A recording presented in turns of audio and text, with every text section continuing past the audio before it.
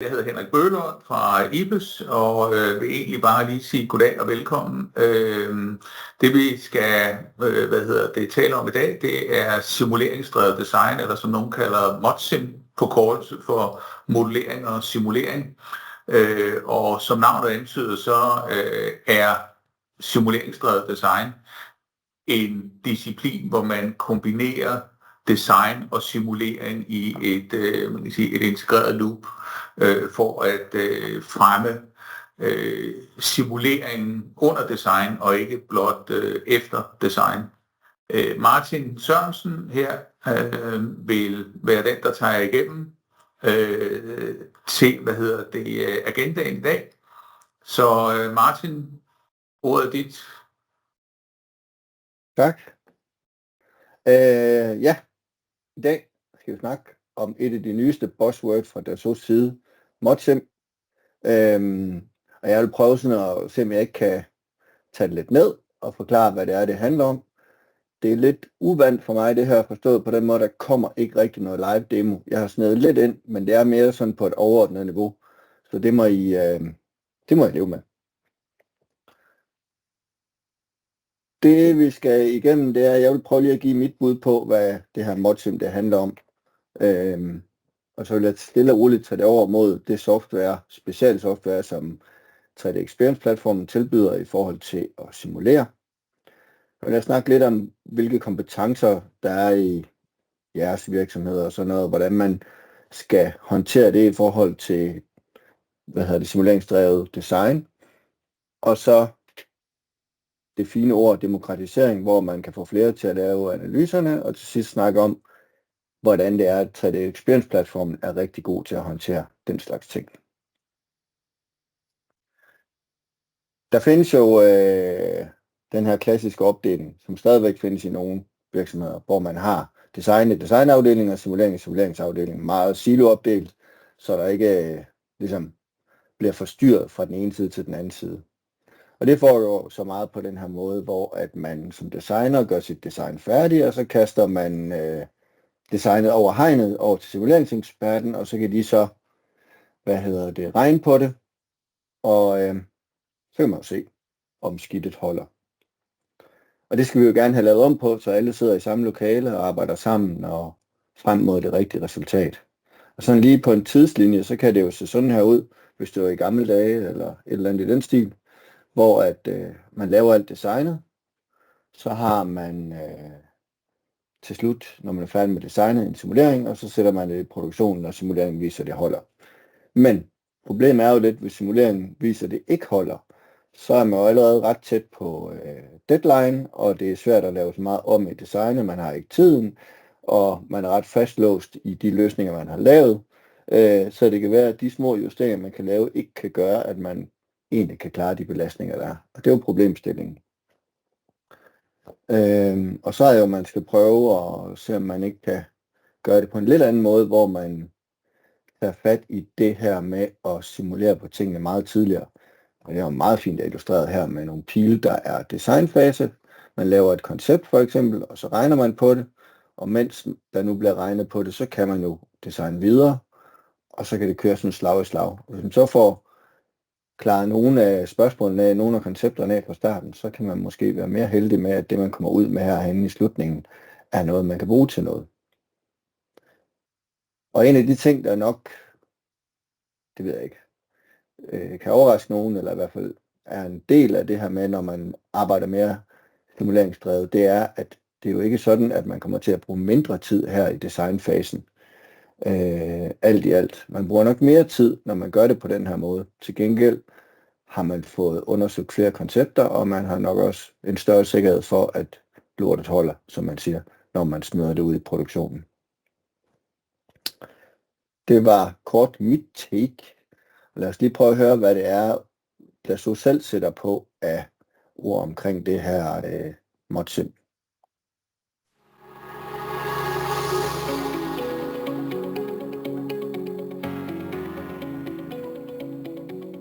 ModSim is the unification of modeling and simulation on the same data model within the 3D Experience platform.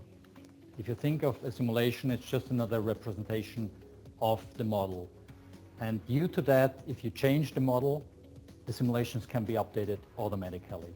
Dassault Systems is committed to enable companies to design better products and a sustainable planet. Augment of being innovative, because the complex tasks are done by the CAE or AI, and is just focusing on what he knows best. And this is making it possible to focus on products instead of losing time in processes. Today, it's very true that you have people doing engineering, you have people doing stress analysis, and you have even people doing manufacturing, and they don't speak to each other. Okay? During this time, all the decisions which are taken in terms of design are not validated with the simulation, and this can lead to late discovery of problems. So these are actually silos that exist. Modsim can remove them by bringing those two disciplines together within one unique environment and having them completely in sync with each other. Modsim on the 3D Experience platform helps all the different stakeholders to collaborate during this design process. But in addition to that, the 3D Experience platform has powerful tools for collaboration across different organizations, allowing users to share information that is necessary for their job. It makes it possible to leverage the simulation directly in the upfront phases in order to take the right decision based on the simulation results. And this is definitely a game changer. Changes in technology and innovation typically come through breakthroughs using innovative solutions. And Modsim allows our customers to make those breakthroughs that can help create a more sustainable planet. People want to co-create, co-simulate, and collaborate. Modsim provides you an environment to do just this. Modsim, will change the way of how engineering is done in the future. Don't wait. Start now. You can do even much more than what you are doing today. Give it a try, you won't regret it.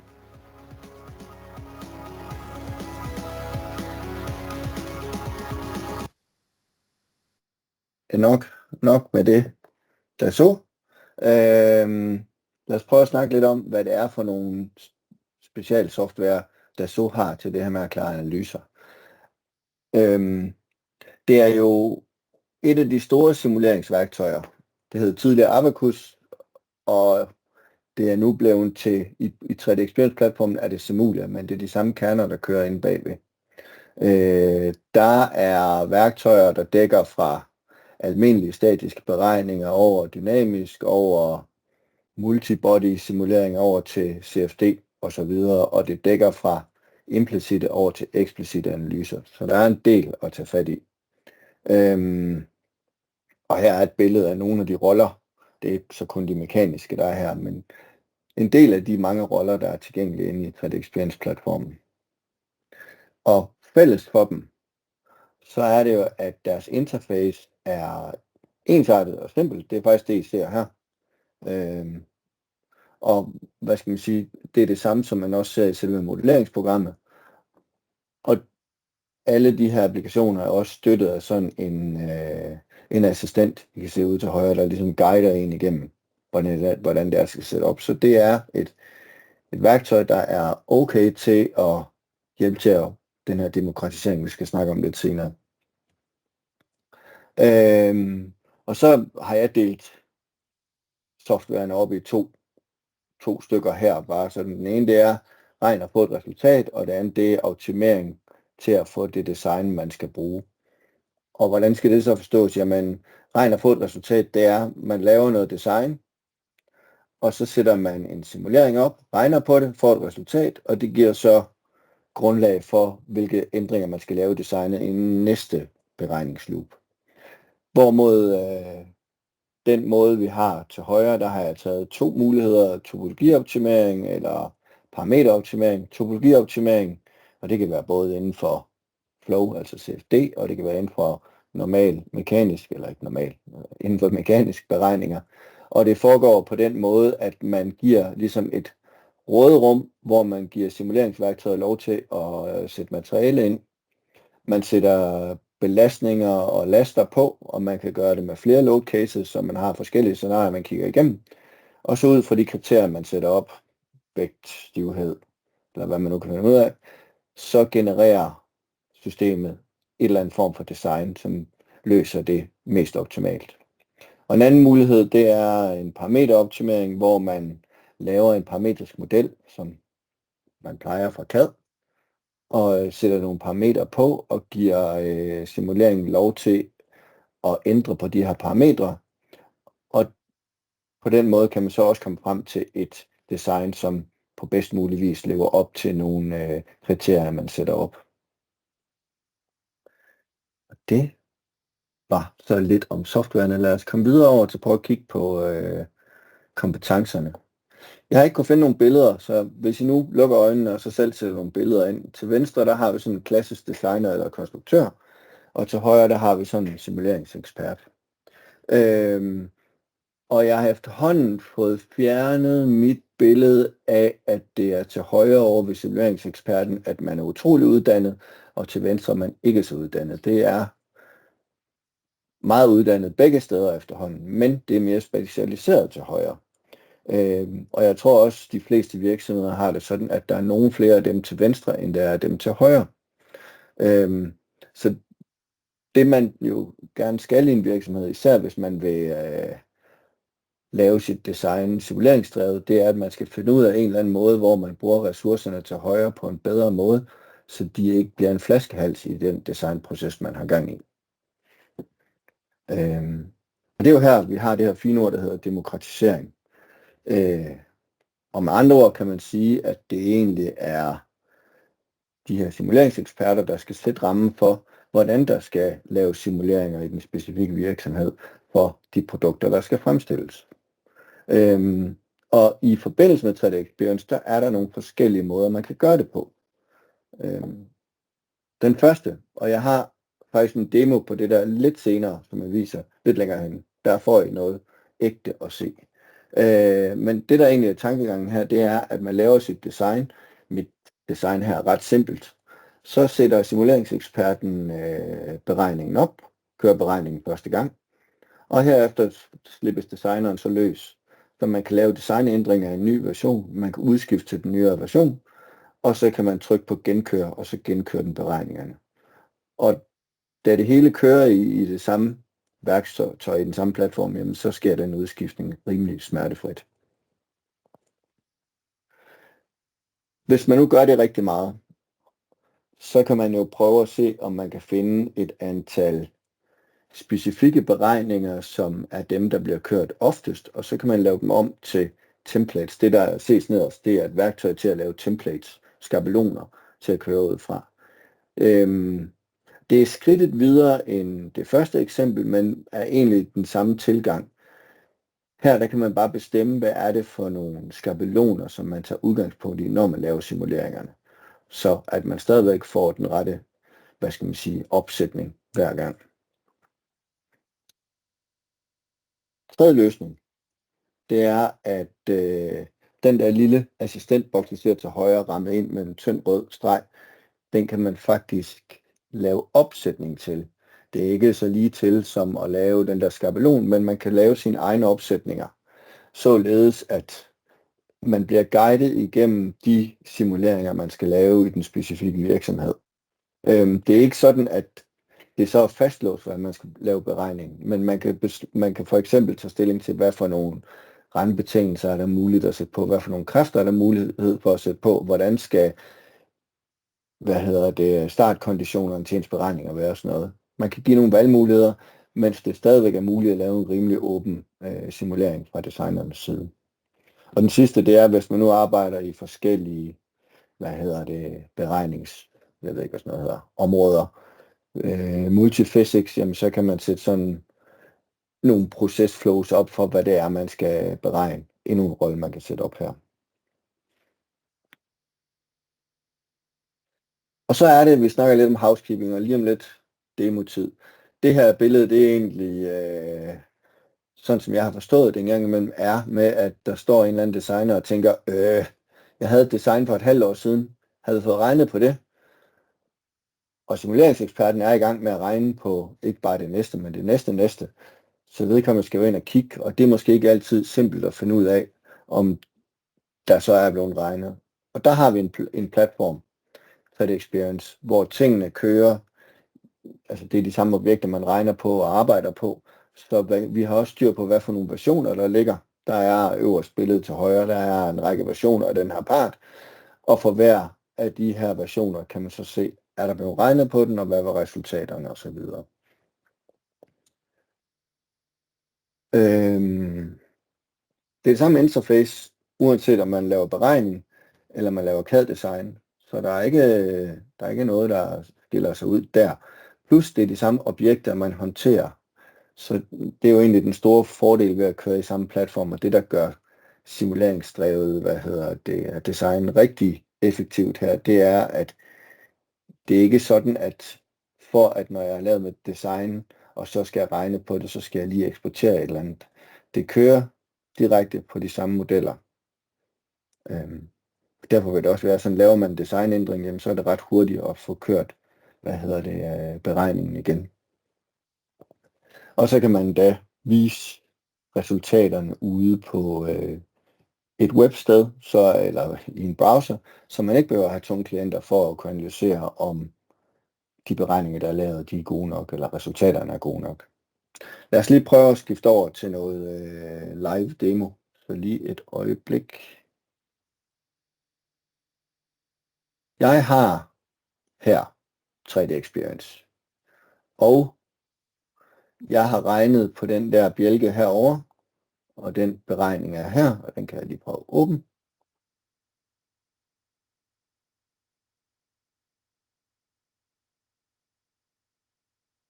Det tager lidt tid. Den, og vi kan lige prøve at kigge på resultaterne.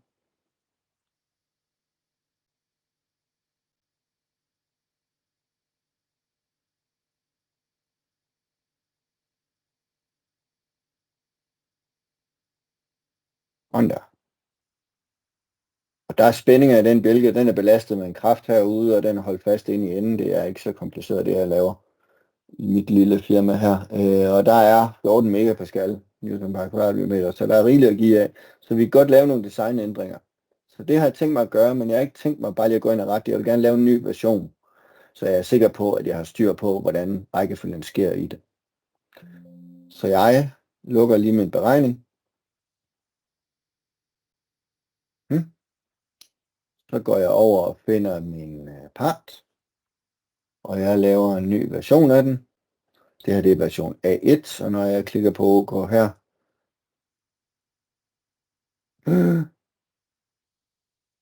det var ikke fedt. Jeg skal lige svinge en død kat omkring hovedet, så lige et øjeblik.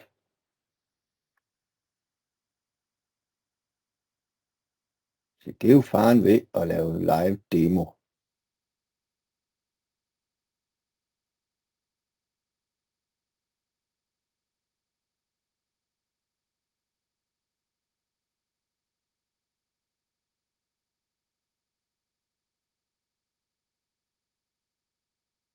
Jeg havde min bjælke her, og jeg vil gerne lave en ny version af den. Og det er nummer A1 nu. Når jeg klikker OK, krydser mine fingre. Det må jeg gerne hjælpe med at krydse fingrene. Så kommer der en ny version her. Den hedder A2. Den kan jeg åbne.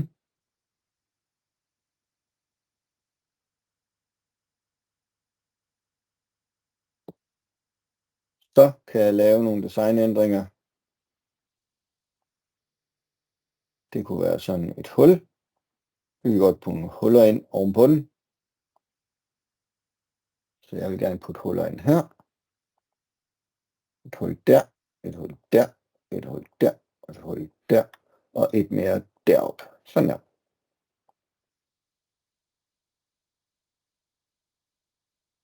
Og de må godt være huller, der går hele vejen igennem.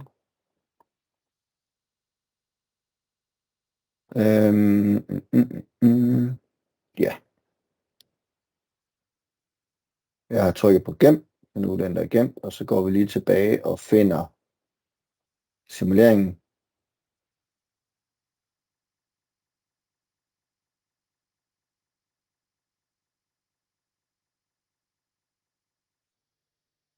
Her havde jeg min simulering fra før. Den laver jeg også en ny version af, og håber også, det går godt. Den hedder A1, der bliver forhåbentlig til A2. Det gjorde den. Åbner den.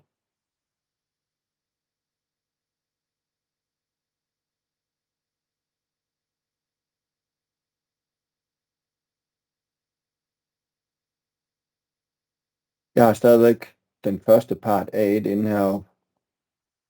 Men det er lavet sådan, at jeg kan skifte ud. Hold op. Replace model by branch revision. Jeg klikker her, så kommer man med et fint billede.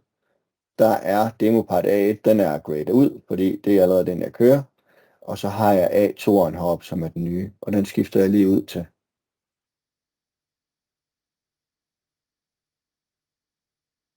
Så hvis jeg kigger herop, så skifter det her A1 til A2 lige om lidt. Forhåbentlig.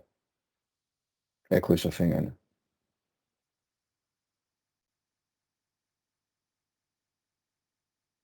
Sådan. Jeg klikker lige på opdater, så tror jeg, meshet opdaterer sig her. Sådan.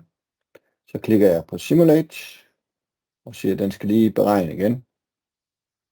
Jeg bliver spurgt, hvor mange cores. Det er alle dem, du har. Sådan.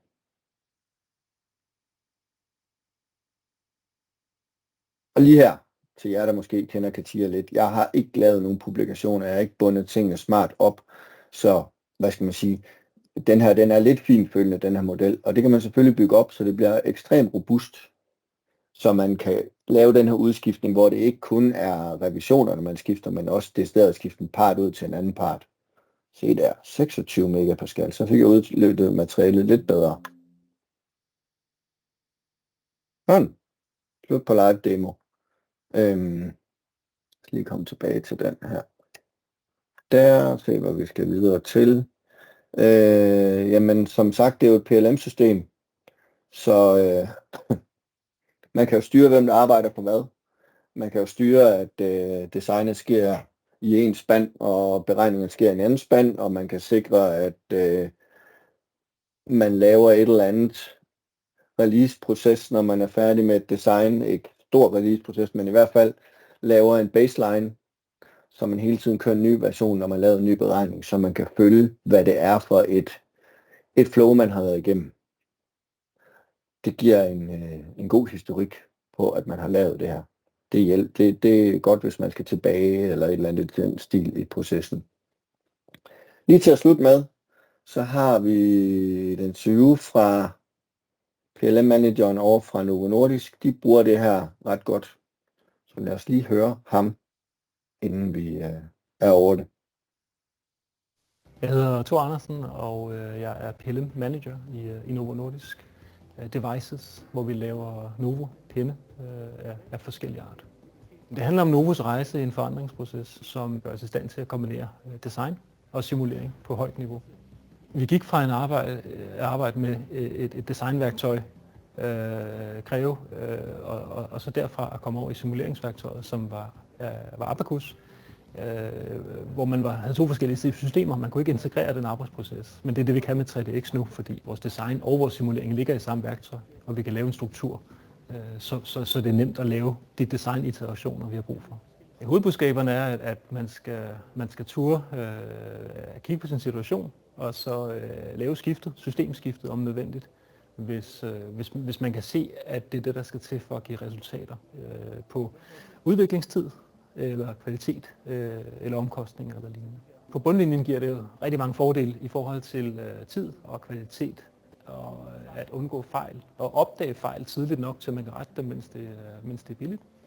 I det daglige arbejde, så gør det, at vi har integreret, altså for en designer, en designers hverdag, der kan han køre mange af de her simuleringsprocesser sideløbende med sit designarbejde, og selv få de her læringer, som der ellers skulle specialister til at lave, og det har skåret iterationstiden i nogle tilfælde fra 3 dage til 2 timer. Vi kan spare rigtig meget tid på udviklingsprocessen, og det har vi også oplevet i nye projekter. Og hvis bare vi kan opdage bare en enkelt fejl, en enkelt stor fejl hvert andet år, jamen så hele investeringen faktisk tjent hjem. Det var faktisk, hvad jeg havde at vise. Så vil jeg sige tak, fordi I kom. Hvis I finder på nogle spørgsmål senere hen, er I meget velkommen til at kontakte os. Tak for i dag.